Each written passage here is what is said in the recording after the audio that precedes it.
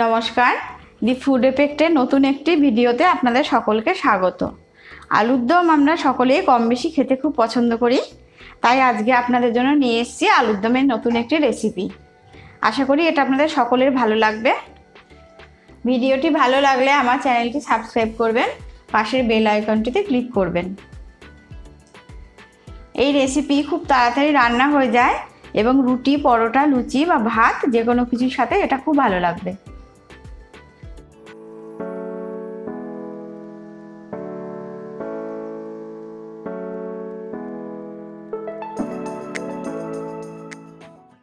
প্রথমে কেটে ধুয়ে রাখা আলুগুলো প্রেসার কুকারে দিয়ে দিতে হবে।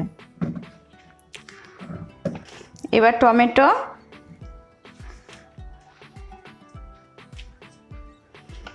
এরপর আদা, রসুন, পেঁয়াজ, লঙ্কার যে পেস্ট বানিয়েছি সেটা দিয়ে দিতে হবে।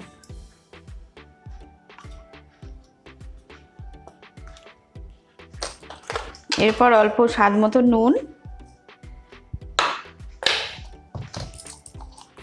তারপর অল্প হলুদ,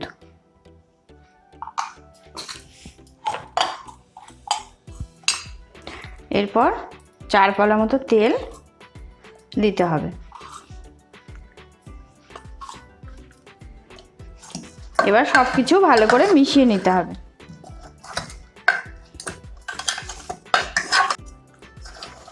এইভাবে মিশিয়ে নিয়ে আধ ঘন্টা মতো রেখে দিতে হবে।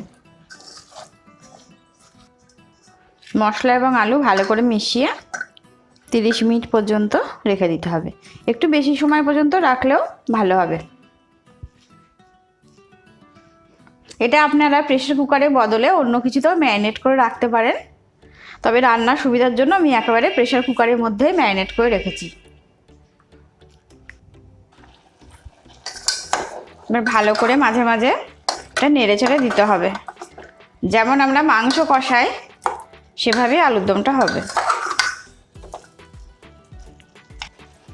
5 মিনিট পরে একটু কাশ্মীরি মির্চ অ্যাড করলাম। সব কিছু ভালোভাবে আবার নাড়াচাড়া করে দিতে হবে যাতে মশলাটা তলায় ধরে না যায়। এবার অল্প গরম মশলা দিয়ে দিতে হবে। দেখা যাচ্ছে এখানে তেল মশলা প্রায় আলাদা হয়ে এসছে। এই রান্না করতে বেশি সময় লাগে না, একটু বেশিক্ষণ ম্যারিনেট করে রাখলে খুব তাড়াতাড়ি রান্নাটা হয়ে যায়। এবার অল্প জল অ্যাড করে দিতে হবে।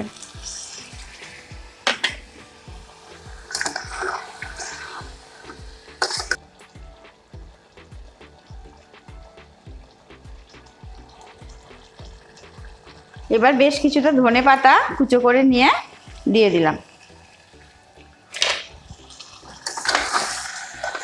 যারা ধনেপাতা পছন্দ করেন না তারা না দিতেও পারেন।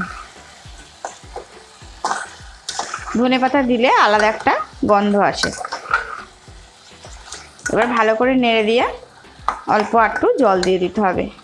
যারা যতটা গ্রেভি খেতে পছন্দ করেন সেই বুঝে আপনারা জলটা দেবেন। যারা মিষ্টি পছন্দ করেন আলুর দমে তারা অল্প চিনি দিয়ে দিতে পারেন। এবার আমি প্রেসার কুকারটা আটকে দেব এবং 4টে সিটি পর্যন্ত অপেক্ষা করব।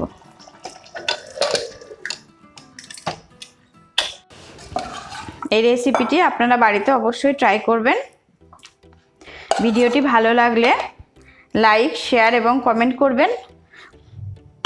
খুব শীঘ্রই ফিরে আসব নতুন একটি রেসিপি নিয়ে। সবাই ভালো থাকবেন এবং সুস্থ থাকবেন।